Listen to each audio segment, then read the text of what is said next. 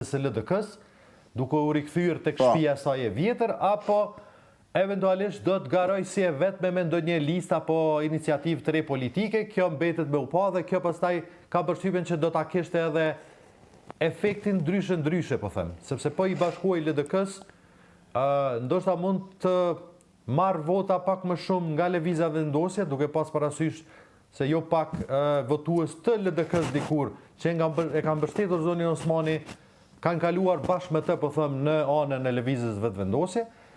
Po në anën tjetër mund të ketë edhe humbje tek LDK-ja pastaj, sepse kemi zyrtar të rëndësishëm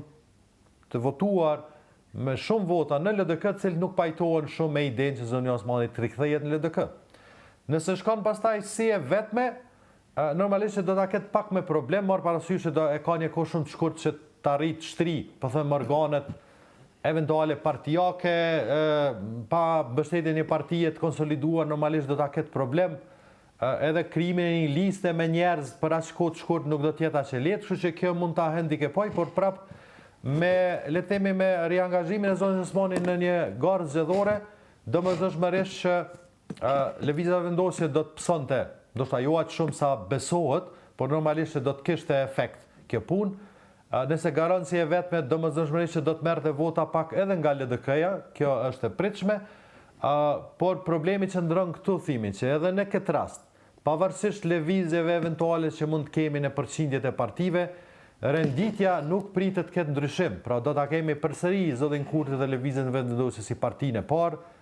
PDK-n do ta kemi partinë e dytë dhe LDK-n partinë e tretë, sepse nëse kemi parasysh dallimet në përqindje që ata kanë, është problem ta tejkalojë njëra tjetrën në asnjë formë, është pothuajse e pamundur. Dhe këtu pastaj vim prap tek problemi eventual që e kemi dhe tash, pra ekzistues, që në një situatë të tillë pas zgjedhjeve eventuale të qershorit që mund të vinë, cila do të jetë zgjidhja në parim, sepse përsëri do ta kemi po këtë renditje të partive me ndryshime shumë të vogla ndoshta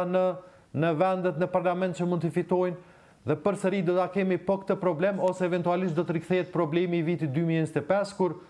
Vendosja si e vetme nuk do ta ketë mundësinë as të krijojë qeverinë, as të votojë parlamentin. Kështu që e vetmja, po them, çështje pozitive tek çështja e zgjedhjeve është normalisht fillimisht sepse është pjesë e demokracisë dhe në moment që ne s'kemi zgjidhje tjetër, domosdoshmërisht që gjërat duhet i kthejmë tek qytetarët.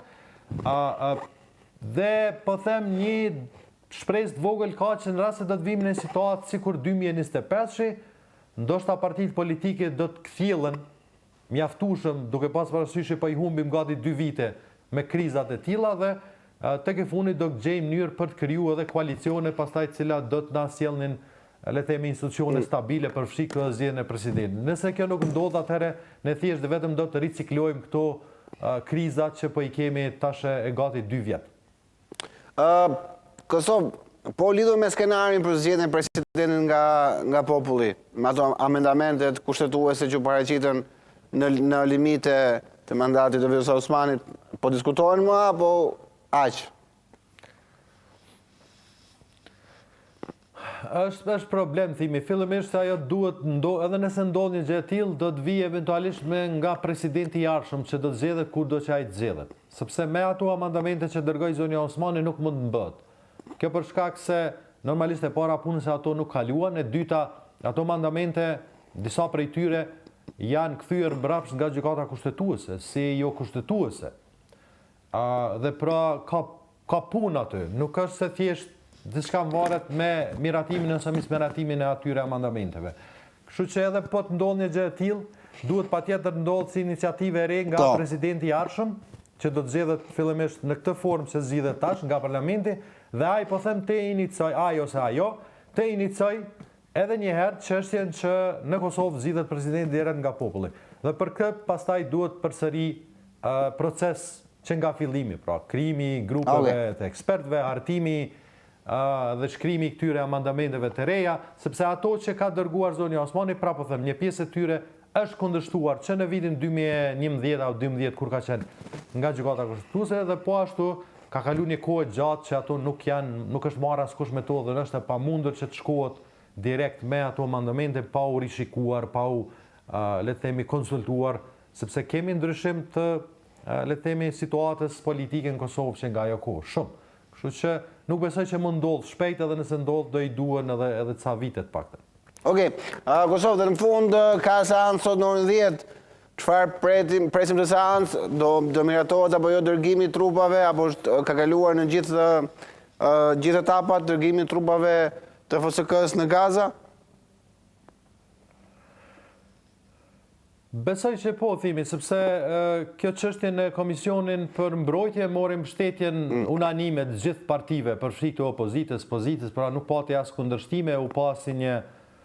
mundësi e mirë që tashmë Kosova, që ndoshta deri para disa viteve ishte një vend që konsumonte, po them, aspektin e sigurisë, tashmë është në gjendje që të ofroj, pra për të tjerët siguri, dhe normalisht që kjo u pasi një arritje e rëndësishme, dhe besoj që edhe në Kuvendin e Kosovës, pra sot që është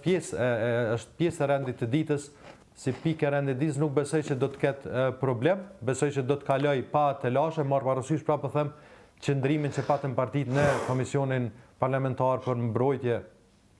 Ajo çfarë mund të krijojë problem, thimi sot në Kuvend, është çështja e kalimit të ligjit për sekuestrimin e pasurisë përfituar paligjshëm, cilën Lëvizja Vendosje e ka rikthyer përsëri në agjendë, një ligj që e kishte dërguar në atë kohë opozita në gjykatë kushtetuese dhe i cilin e kishte rrëzuar gjykata kushtetuese, tash është rikthyer përsëri dhe gjasat janë që ai të kalohet, ndërkohë që kemi një kundërshtim goxhatashëm nga ana e opozitës, për shkak se po konsiderojnë si një lloj ngutije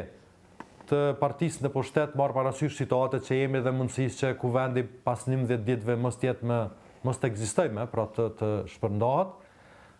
Por edhe disa pika të tjera të rendit ditës që qeveria i ka dërguar në Kuvend dhe që Lëvizja Vendosje po insiston, pra disa projekt ligje që po insiston që të kalohen sa më shpejt. Ajo çfarë ishte interesant thimi që lidhet pak a shumë me këtë çështjen e dërgimit të FSK-s në Gaza, normalisht kjo si iniciativë ne e dim që nuk është konkretisht e lidhur vetëm me rastin e krijimit të bordit të paqes, ka filluar pak më herë pra një konferencë në Doha, kur kishte marrë pjesë në atë kohë ministri Maqedonci dhe general Jashari, me që rast edhe ishin zotuar që janë në gjendje të ofrojnë një gjë të tillë, por normalisht pastaj u përforcua si çështje edhe me zotimin e ish-presidentit Osmani në momentin kur Kosova u bë pjesë e bordit të paqes, por ajo çfarë ishte interesant që po njëjtën ditë